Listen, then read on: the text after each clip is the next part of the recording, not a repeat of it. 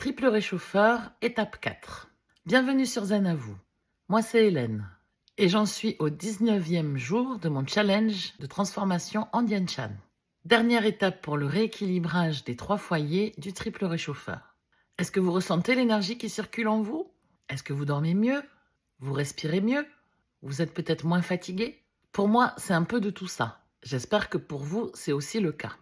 Si vous ne ressentez rien et que bien sûr vous n'êtes pas en parfaite santé, car dans ce cas ce serait inutile de faire ces régulations, avez-vous bien vérifié que vous n'avez pas un déséquilibre yang ou yin? Est-ce que vous faites bien vos 12 massages du matin? Avez-vous calmé votre système nerveux?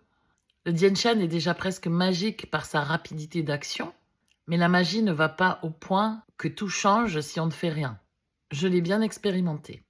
Nous allons voir aujourd'hui la dernière étape de la formule pour réguler le foyer inférieur du triple réchauffeur. Celui-ci gère l'élimination et la reproduction. Les organes concernés sont le foie, que nous avons déjà vu hier, mais que j'ai préféré intégrer dans le foyer moyen, ainsi que l'intestin grêle, le gros intestin, le rein et la vessie, et l'utérus. Voici les 2 points rajoutés à cette formule, le 127 et le 87. Le 127, vous le connaissez déjà par ses fonctions très yang, c'est celui que l'on teste pour voir si nous manquons de yang en interne. Mais il correspond aussi à l'intestin grêle, au gros intestin et à l'utérus. Le 87, lui, est un point de vessie qui correspond aussi au rein et à l'utérus. Ces 2 points rajoutés vont renforcer la fonction d'élimination. Voici la formule.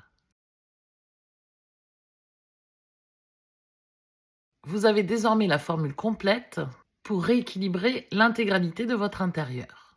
Comme pour la maison, maintenant votre chaudière est réparée et vos étages seront en harmonie de température et d'énergie. Si les points sont toujours douloureux, vous pourrez refaire cette formule 1 fois par jour et s'ils ne sont plus douloureux, ce n'est plus la peine de les stimuler. Soyez attentifs aux changements qui s'opèrent en vous et n'hésitez pas à les partager en commentaire. Demain c'est Pâques, mais c'est aussi dimanche. Alors je verrai si mes actions en Dian Shan se voient sur la balance. Ou pas. En tout cas, je vais me peser avant de manger mes œufs en chocolat. À demain!